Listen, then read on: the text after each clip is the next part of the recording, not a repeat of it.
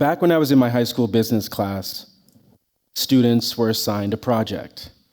Create a business plan. Some students came up with a candle making business. Other students came up with a at-home painting business. They were all really, really cool ideas, but businesses that would require, I don't know, maybe $1,000 or $2,000 max to start. For my assignment, I came up with a multi-million-dollar media company. Yeah, I dreamt of this company where we would create the best shows and the best content for people to watch. Our headquarters would be located right in downtown Toronto where all the action is. Inside would be a ball of nonstop energy, definitely the place each and every one of you would want to be. Now, when it was time to present my idea to the class, I was excited to share what I had come up with. But when I did, my teacher laughed. And I've always wondered, why? Why did she laugh at me? I mean, seriously, what was so funny? She didn't laugh at any of the other kids and their projects, so what was so different about mine? About me? And if I'm gonna keep it 100 with you, because that's what I do, that question has stuck with me over the years. Fast forward to now, after spending nearly a decade as a TV reporter and journalist for some of the biggest networks in the country, I left to start Gonez Media Inc., an independent online media company located right here in Canada.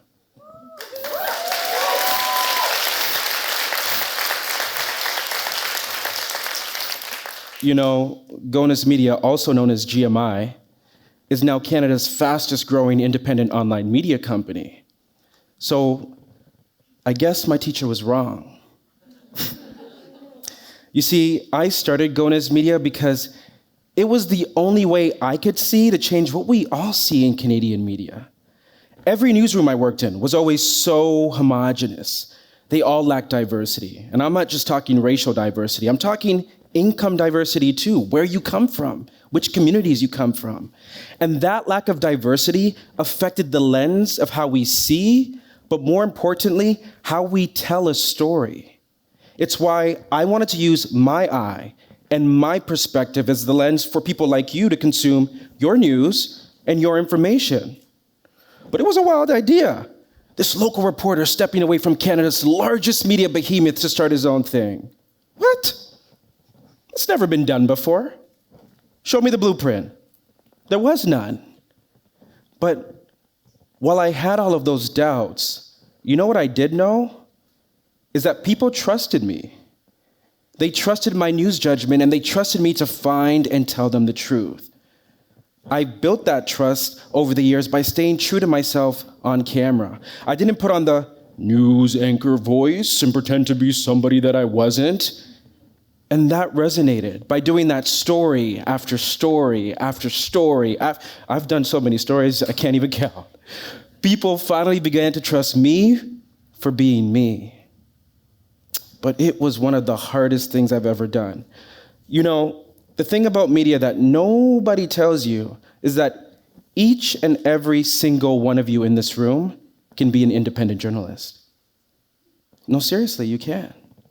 But to be a trusted independent journalist, to be a trusted independent news source, well, that requires a few things. Time, money. Now, I always knew I had the time, but the money to hire things like producers, editors, a film crew, that didn't come easy. I had to lean on myself.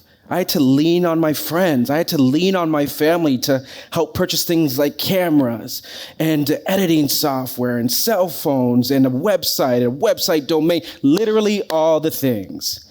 I had to start my own media company because I realized that the system I was a part of was creating a flawed snapshot of the world which skewed people's perception of reality. The media is supposed to show us the world in which we live, right? It's supposed to show us the different neighborhoods and different communities and different businesses and people.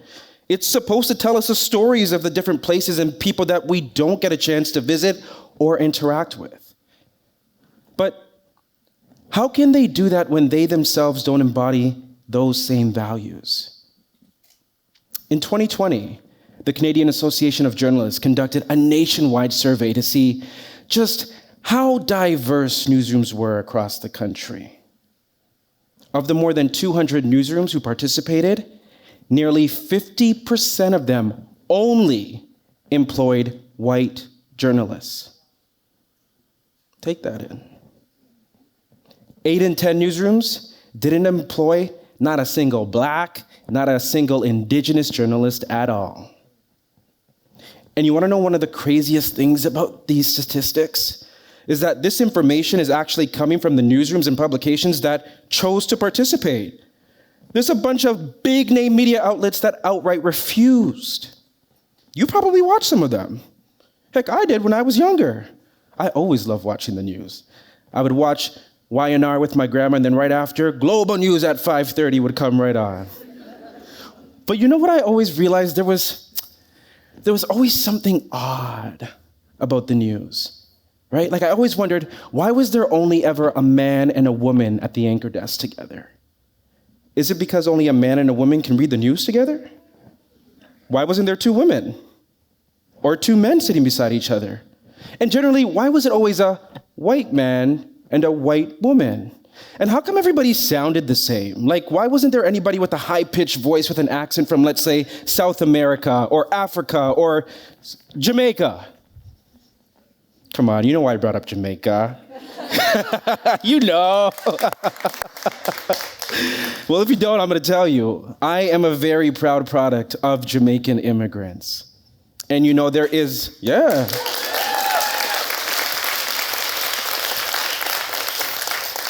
Bop, bop, bop.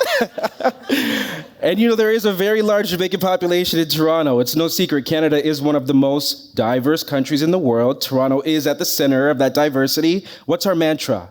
Diversity is our strength. It's okay, we got it together. Diversity is our strength.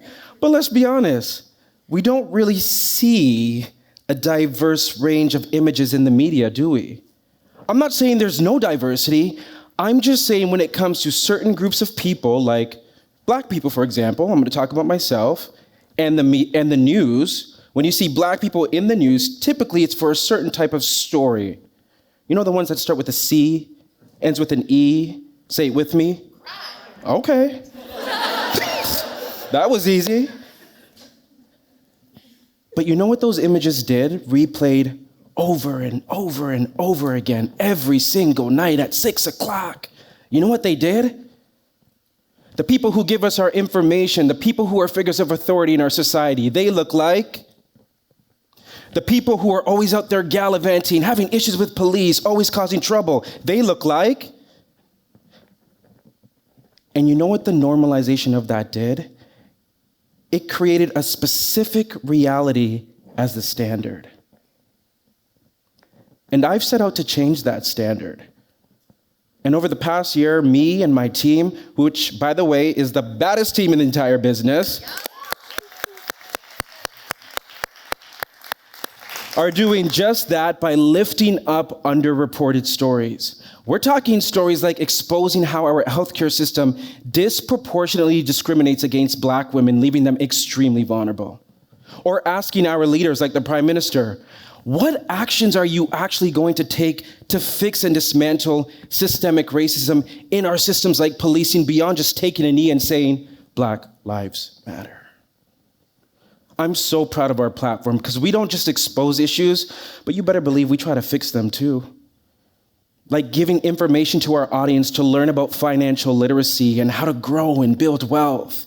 Or just highlighting everyday people who are doing things both big and small, who are aiming to make their communities as a whole a much better place. You want to know how we're doing that? We're doing that by fielding a diverse team from all different backgrounds.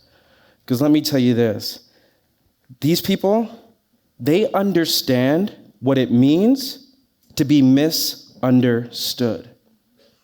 And it's those people and their lens of which we find and tell our stories.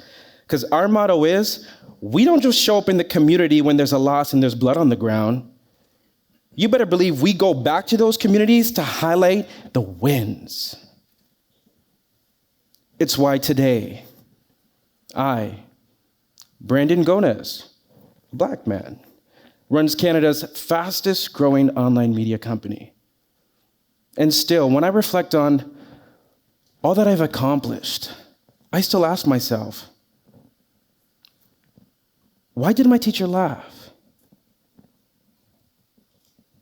And I believe it's because the power of media creates this flawed snapshot of the world, not just for her, but for each of us. Her reality and expectation of me was skewed from the beginning. It's why I'm determined. It's why my team is determined to change that snapshot one story at a time via our platform. We are committed to continue uplifting stories that won't get airtime on the one man, one woman anchor desk. And my hope is that you all will do that too. Whether that's at the company you work for, or the school that you teach in, or the store that you manage, we can all strive for better. And you can start by looking to see whose voices are missing at the table you sit at. Because if there is a voice missing, then likely you're not telling the full story. Thank you.